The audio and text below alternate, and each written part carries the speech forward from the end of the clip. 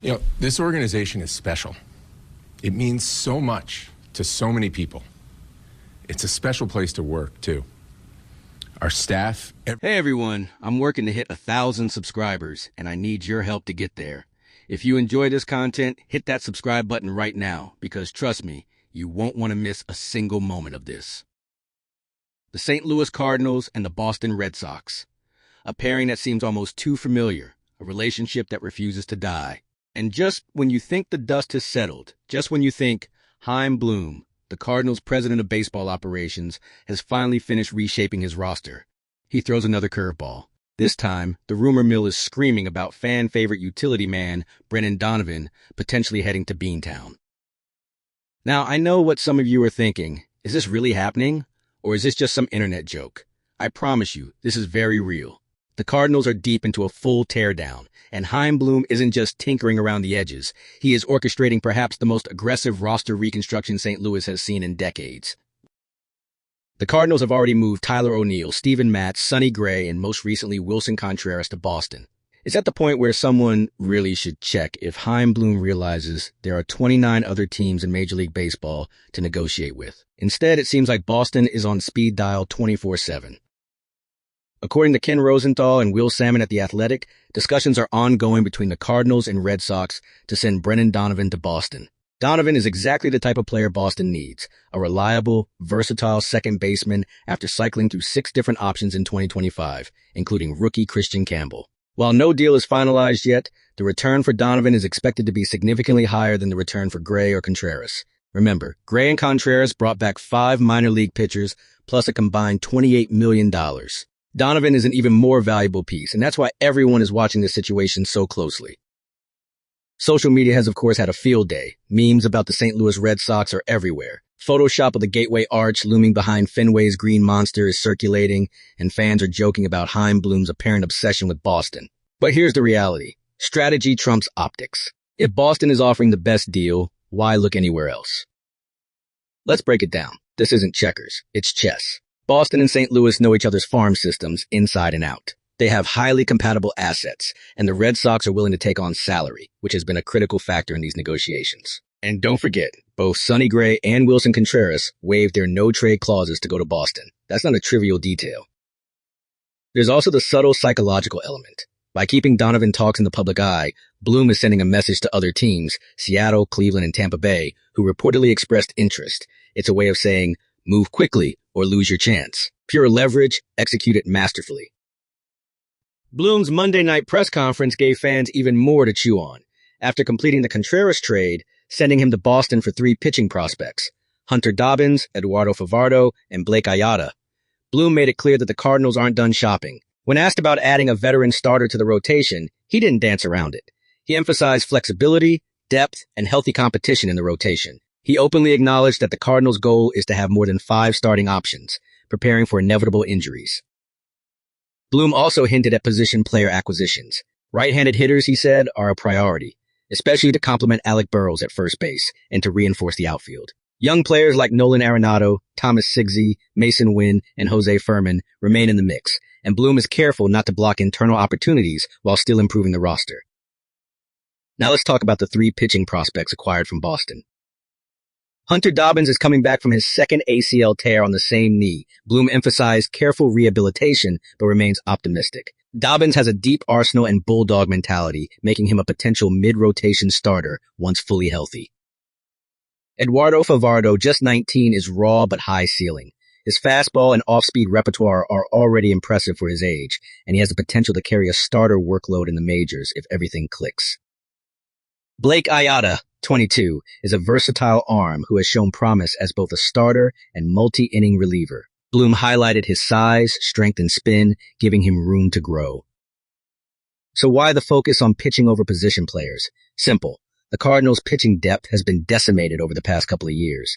Injuries to Tink Hence, Cooper Epe, Sim Roberts, and Quinn Matthews exposed the lack of readiness in the minors. This isn't about flashy trades. It's about building sustainable depth so the team doesn't scramble for veterans when injuries strike.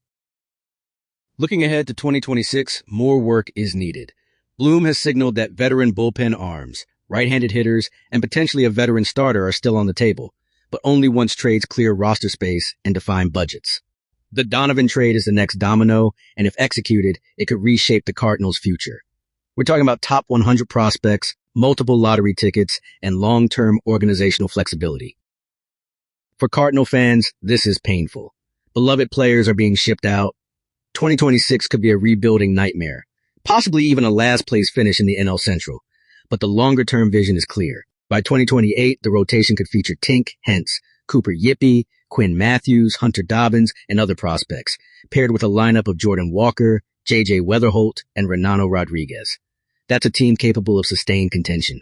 And speaking of Renano Rodriguez, this kid is something else. At just 19, he posted a .683 slugging percentage and a 1.145 OPS in the minors. He's part of the solution for a franchise that ranked 29th in home runs last season. Along with other young talents, Rodriguez represents the future firepower of the Cardinals. Meanwhile, the NL Central is not standing still. The Reds added J.J. Bleday and traded for Dane Myers. The Pirates acquired Ryan O'Harn, Brandon Lowe, Jacob Marcy, and Mason Montgomery. The Cubs continue bolstering their bullpen and exploring options like Alex Bregman. And the Brewers, after winning 97 games, have been relatively quiet. St. Louis is taking a step back in the short term to prepare for sustained long-term success. Potential veteran starters like Jose Quintana are being monitored. He brings experience, is cost-effective, and fits the rebuild model. Bloom isn't here to chase temporary success. He's here to reconstruct the Cardinals for the long haul. Now let's return to Brennan Donovan. He's a switch-hitting, versatile, team-controlled, affordable player, everything a contender covets. Boston needs a second baseman. The Cardinals can extract maximum value, potentially acquiring top-tier prospects that fit their rebuild philosophy. The trade could also psychologically pressure other teams like Seattle, Cleveland, and Tampa Bay to act. It's strategic mastery at work. The impact on the Cardinals roster would be immediate. Donovan leaving opens up playing time for Thomas Sigzy. If Nolan Arenado is moved, that creates even more internal opportunities. The team's opening day roster in 2026 will look dramatically different, younger, less expensive, and probably less successful in wins and losses, but it will be filled with upside, energy, and potential. This is the harsh truth of a rebuild, short-term pain for long-term gain. Fans will be frustrated watching prospect development instead of playoff contention. But consider the alternative, continuing to field mediocre 75 to 80 win teams while the farm system stagnates. That path led to failure in previous eras. Heim Bloom is burning it down to build it back up properly. His experience in Boston's rebuilds and championship runs gives fans hope. While some moves are controversial, the overall strategy is cohesive and long-term focused.